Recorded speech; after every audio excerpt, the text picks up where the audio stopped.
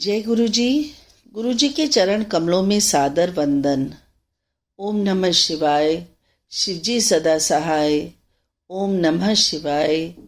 गुरु जी सदा सहाय। स्वागत है प्यारी साध संगत जी का दिव्य आभा के इस सेशन में। गुरु जी के निर्देशों पर आधारित ग्रंथ है द लाइट ऑफ डिविनिटी। उसी का हिंदी अनुवाद दिव्य आभा नाम से प्रसिद्ध यह पुस्तक है, जिससे आज का प्रसंग लिया गया है। आज का शीर्षक है मीरा के गुरुजी पार्ट 2। दुकान पर विचित्र घटनाएं। गुरुजी ने छद्मवेश में करोल बाग में स्थित मीरा की दुकान पहुंचकर उसे व्याकुल कर दिया। वे या तो उनके कष्ट दूर करने पहुंचे थे या फिर उनको कुछ देने के लिए, पर वे कभी भी उस वेश में नहीं पहुंचे जिसमें सब भक्त उनको देखते रहते हैं। वे उन पर समृद्धि की वृष्टि करने के लिए उनसे धन भी ले गए। मीरा को सदा केवल इसका विस्मय मिश्रित दुख रहा कि वे उन्हें कभी पहचान नहीं पाई। कपूर अपना व्यवसाय करोल बाग में पहली मंजिल पर स्थित एक दुकान से चलाते थे।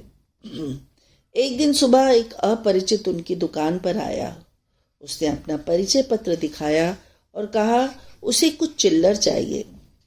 उस समय मीरा दुकान पर बैठी थी। उसने कहा वे थोक व्यापारी हैं और उनके पास छुट्टा नहीं है। परंतु कपूर ने उसकी सहायता करने के लिए दुकान के कर्मचारी को 6500 रुपये का बुनाने वाला चेक देकर उस अपरिचित के साथ बैंक भेज दिया। वे व्यक्ति बैंक में गया और कर्मचारी बाहर खड़ा रहा। वह सब तब तक प्रतीक्षा करता रहा जब तक बैंक के सुरक्षा कर्मी ने उसे बताया कि उसके बताए हुए का कोई व्यक्ति बैंक में गया ही नहीं। वह कर्मचारी दुकान पर लौट आया। उसने जब पूरा वृत्तांत सुनाया तो मीरा को अत्यंत दुख हुआ कि उनके जैसे अनुभवी व्यापारियों को एक अपरिचित ने इतनी सरलता से ठग लिया। उसने गुरुजी से इसका उल्लेख किया तो उन्होंने कहा उनकी समस्याएं दूर हो गई हैं। उन्होंने यह भी कहा कि वे स्वयं पैसा ले गए थे। एक अन्य अवसर पर एक बहुत लंबा व्यक्ति जिसका सर छत को छू रहा था दुकान पर आया और अंदर झांकने लगा। उसने कमर पर एक पुराना कमरबंद बांधा हुआ था। आवारा समझकर मीरा ने उसके जाने के लिए कहा। एक कर्मचारी ने कहा वे भोलेनाथ लगते हैं। मीरा ने उसे दो रुपए दिए और जोर देकर जाने के लिए कहा। वे चला गया। दुकान के सुरक्षा कर्मी ने उसे अंदर आते हुए या बाहर जाते हुए देखा ही नहीं था। शाम को मीरा जब गुरुजी के पास गई तो बहुत लज्जित हुई। सद्गुरु ने उसे कहा जब वे दुकान पर आए थे तो उसने उन्हें केवल 2 रुपए ही दिए थे। गुरुजी का आदेश था कि वे दुकान पर बैठे। यद्यपि उसे दुकान के बारे में कुछ पता न था, उसने आज्ञा का पालन किया। उसके बाद जब गुरुजी जालंधर गए तो वे उनके चित्र के सामने बहुत रोती थी। शिव पुराण भी पढ़ती थी और माला लेकर ओम नमः शिवाय शिवजी सदा सहाय, ओम नमः शिवाय गुरुजी सदा सहाय का पाठ करती रहती। जब भी उनको गुरुजी की सुगंध आती वे निकट ही अपने घर से कपड़े बदलकर जालंधर चले जाया करते थे। एक ऐसे ही दर्शन पर गुरुजी ने उसे कहा वे उन्हें इतना याद ना करे और ना ही इतना रोए। साथ ही ओम नमः शिवाय शिवजी सदा सहाय मंत्र का अधिक से अधिक पाठ करे। उसके इतना याद करने के कारण गुरुजी उसकी दुकान पर आते रहे। एक बार एक संत दुकान पर आए। उन्होंने कहा वे उसे एक माला देना चाहते हैं। जब उसने अपना हाथ बढ़ाया तो संत ने उसे झुकने के लिए कहा और माला उसके गले में पहना दी। उन्होंने यह भी कहा कि वे ये माला सदा अपने गले में डाले रहे। इसके पश्चात गुरुजी ने उनके यहाँ एक बार फिर पहुंचकर दर्शन दिए। मीरा के नाती को कड़ा देने पहुंचे। उन्होंने मीरा को भी वैसा ही कड़ा दिया। जब मीरा ने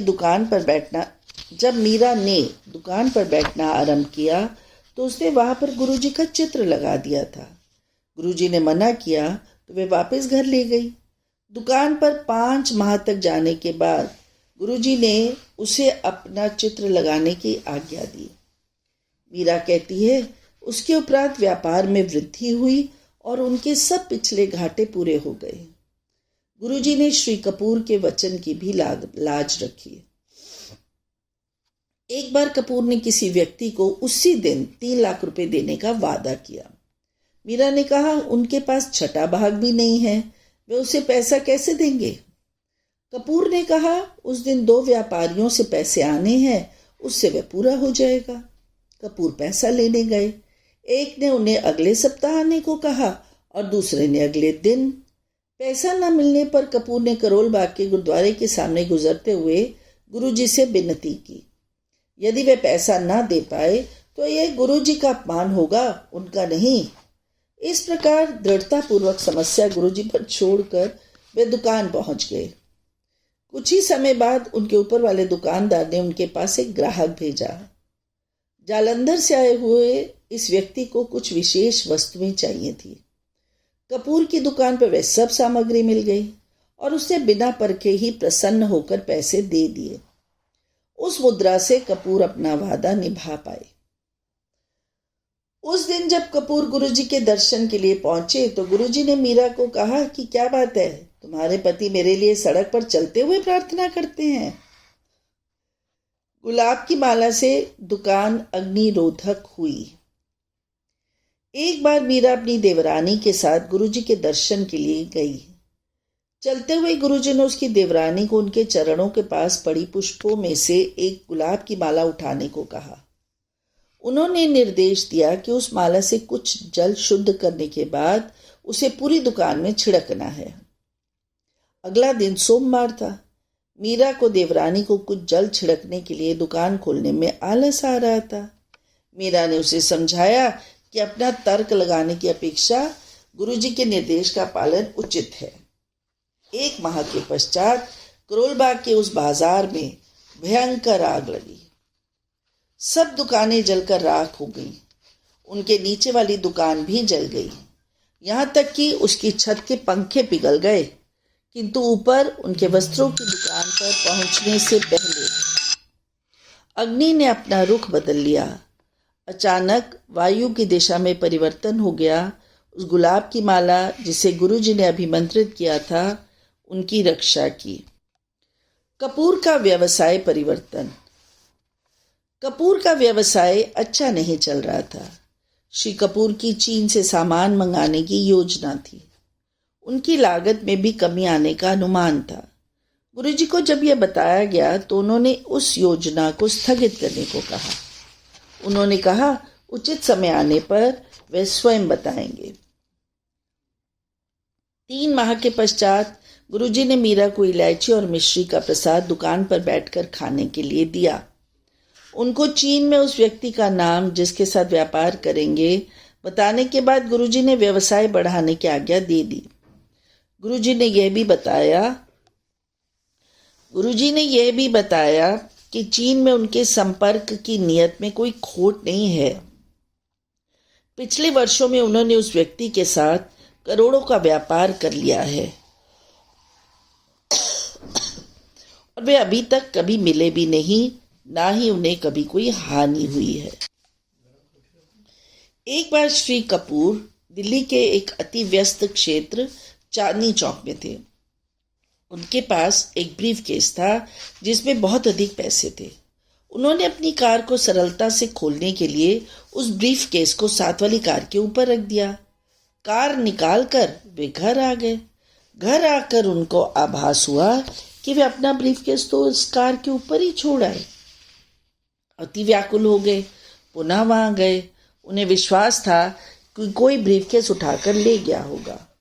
उनके आश्चर्य और आनंद की सीमा न रही जब उन्हें वह ब्रीफ केस उसी कार पर उसी जगह पर रखा हुआ मिला। उस शाम को वे गुरुजी से मिले तो उन्होंने इतना ही पूछा, क्या उन्हें अपना बैग मिल गया है? ईश्वर की दया से। केवल मीरा गुरुजी की दया से लाभान्वित नहीं हुई, उसके परिवार के अन्य सदस्य, पड़ोस की दुकान का एक कर्मचारी और चिकित्सा विभाग की अध्यक्षा, सबको गुरुजी का आशीर्वाद प्राप्त हुआ। कपूर दंपति पड़ोस की एक दुकान में गए। वहां पर गुरुजी का सत्संग करने लगे। गुरुजी के संस्मरण सुनकर वहां पर एक कर्मचारी जो मां का अनुयायी था इतना प्रभावित हुआ कि उसने कपूर से जालंधर में गुरुजी का पता और मार्गदर्शन ले लिया। दुकान बंद होने के बाद वह सीधा जालंधर के लिए निकल पड़ा और गुरुजी के पास पहुंच गया। गुरुजी ने पूछा, उसे किसने भेजा है? उसने उत्तर मिलने पर गुरुजी ने उसको आलिंगन में ले लिया। कारण गुरुजी को ही ज्ञात होंगे। उसके बाद उन्होंने उसे वापस दिल्ली भेज दिया। अब इस व्यक्ति के परिवार में बहुत कलह चलती रही थी। उसके सब भाई आपस में लड़ रहे थे। वापस घर पहुंचने पर उसने अपनी पत्नी से कहा, उसे लग रहा है सब समस्याएं अब समाप्त हो जाएंगी। और हुआ भी ऐसा ही। भाइयों ने जो संपत्ति के लिए अब तक लड़ते आए थे उसी के कहे अनुसार बंटवारा कर लिया। एक बैंक के लॉकर में परिवार के गहने थे, वो भी आपस में बांट दिए। एक मोती की माला पर एक कागज लगा हुआ था जिस पर लिखा था, यह उसको दे दिया जाए जो इसका अधिकारी है। उसे तुरंत गुरुजी की याद आई और वह उसे लेकर जालंधर गया। वहां पर संगत में बैठे हुए वह दुविधा में था कि माला गुरुजी को दे या नहीं।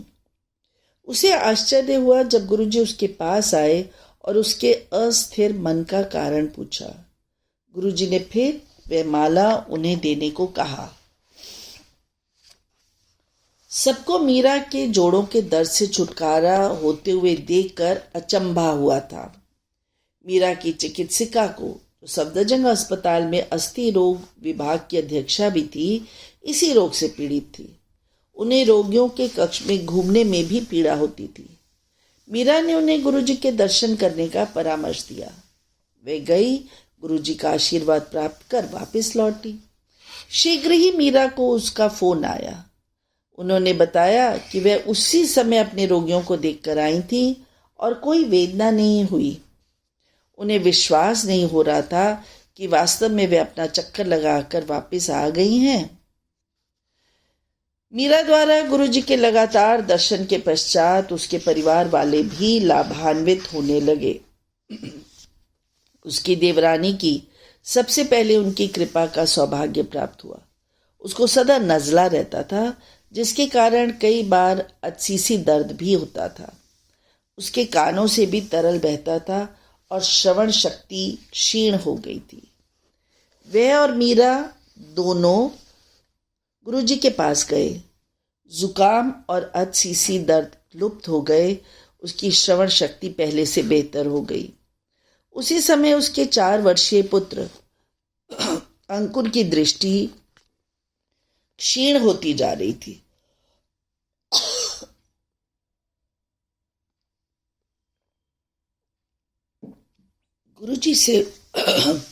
गुरुजी से उल्लेख करने पर उन्होंने अपना आशीर्वाद दिया और उसकी आंख में मधु डालने को कहा।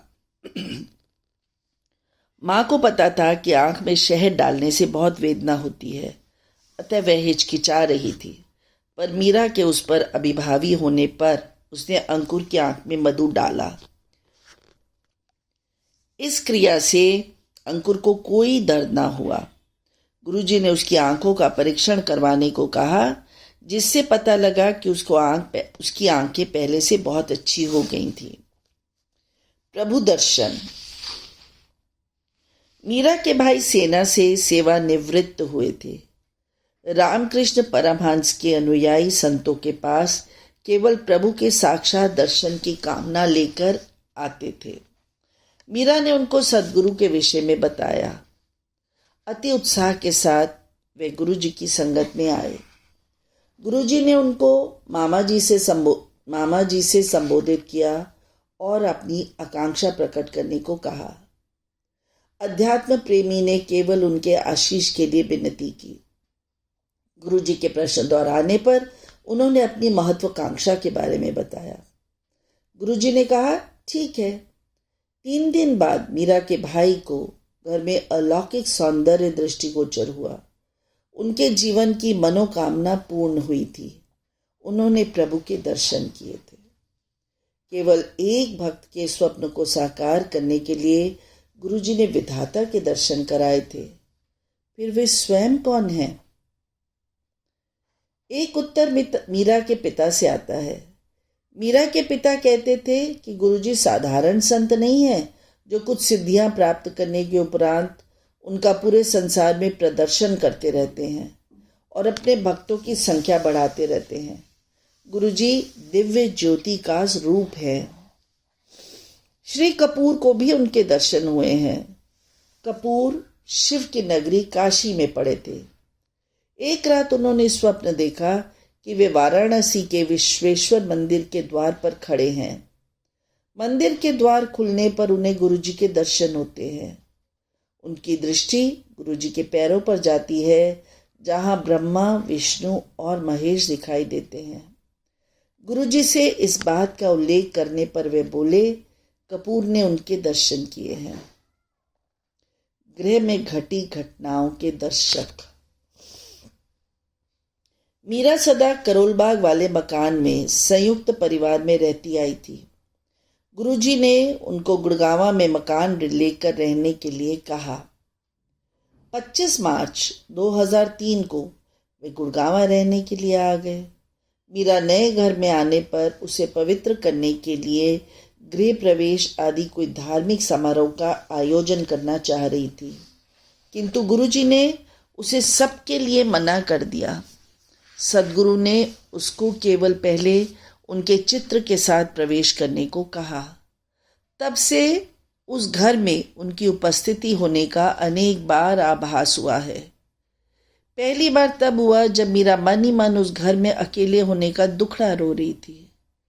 यद्यपि उसके घर में काम करने वाली उसे बता चुकी थी कि उसकी पड़ोसन उससे बात करना चाहती है, किंतु मीरा ने पहला कदम नहीं उठाया। एक दिन वह पड़ोसन घर में आकर मीरा से वार्तालाप करने लगी। शीघ्र ही गुरुजी के बारे में बातें होने लगी। मीरा को एक सहेली मिल गई। गुरुजी को सदा की भांति इसका ज्ञान था। अगली बार जब मीरा उनके दर्शन के लिए आई तो उन्होंने पूछा, उसे सहेली मिली या नहीं? मीरा चकित थी कि गुरुजी को पता है उनके घर में क्या हो रहा है, परंतु गुरुजी की दृष्टि केवल उसके अतिथि कक्ष तक ही सीमित नहीं थी। एक बार मीरा और उसके पति में वाद विवाद होने लगा। गुरुजी ने उन्हें शाम को फोन किया और कपूर को पूछा, उन्होंने सुबह मीरा से झगड़ा क्यों किया? इससे पहले कि अचंभित कपूर उत्तर दे पाते, मीरा से भी वह प्रश्न कर दिया। यद्यपि घटना छोटी सी थी, लेकिन गुरुजी ने उन्हें घेर लिया था। उनको पता लग गया कि गुरुजी से कोई भी बात छिपती नहीं है। मीरा को सदा लगता था गुरुजी नए घर में उसके साथ दे रहे हैं। एक बार जब वह सो रही थी, उसे लगा किसी ने बलपूर्वक उसके कंधे दबाए हैं। उसने अपना सिर मोड़कर देखा तो कोई ना था। एक अन्य बार जब वह पूजा कर रही थी तो उसे लगा किसी ने पहले उसका एक फिर दूसरा कंधा छुआ। वह उसे भ्रम सोचकर टालने वाली थी कि उसने पूजा स्थल का पर्दा हिलते हुए देखा, जैसे वायु का झोंका आया हो। मन ही मन उसके गुरुजी से पूछा, क्या वे थे? संगत में गुरुजी ने उसे बताया कि वही थे। उसे चिंता करने की आवश्यकता नहीं है। घर में सर्प। मीरा गुरुजी के घर आने से अत्यंत प्रसन्न होती थी, पर जब उसने घर में सांप देखे तो भयभीत हो गई। यह एक अत्यंत विचित्र घटना थी, क्योंकि कपूर का घर एक सुनियोजित आधुनिक क्षेत्र में था। तीनों स्नान घरों में टाइलें लगी हुई थी। किसी ने कभी भी सर्प देखने की शिकायत नहीं की थी। फिर भी जब भी मीरा स्नान करने जाती, वहां पर सर्प होते थे, अत्यंत छोटे छोटे और गिनती में 4। वे डरी रहती थी। स्नान के लिए जाने से पहले गुरुजी से प्रार्थना करती थी, पर सांप फिर भी आ जाते थे। वे उन्हें पैर से दबा देती थी। उसने अपने पति से स्नानागार हटाने को कहा और वहां पर निर्णय लेने पर बात अटक गई। गुरुजी से कहा, तो ये बोले, वह अति भाग्यशाली है। उसने उत्तर दिया, वह तो भयभीत रहती है। गुरुजी ने उससे पूछा, उसे क्या चाहिए? उसने कहा, वह स्नानागार हटाना चाहती है और सांप कभी ना आए। गुरुजी की आज्ञा से स्नानागार हटाया गया। जो कर्मी उसे हटाने आए थे उनको चेतावनी दी गई थी कि उसके नीचे सर्प हैं। उन्होंने हंसकर बात टाल दी। जब स्नानागार हटा तो नीचे कोई सर्प नहीं थे, सब लुप्त हो गए थे। एक आधुनिक निवास समुदाय में सर्प कहाँ से आए? वे केवल मीरा को ही क्यों दिखाई दिए? उनकी उपस्थिति क्या दर्शाती है? वे कहाँ चले गए? केवल शिव को ही यह ज्ञान है। श्रीमती मीरा कपूर, गुड़गांव द्वारा कथित।